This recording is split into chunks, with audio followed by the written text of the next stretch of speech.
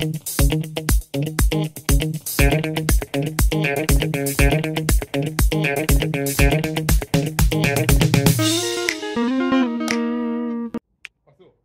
guys!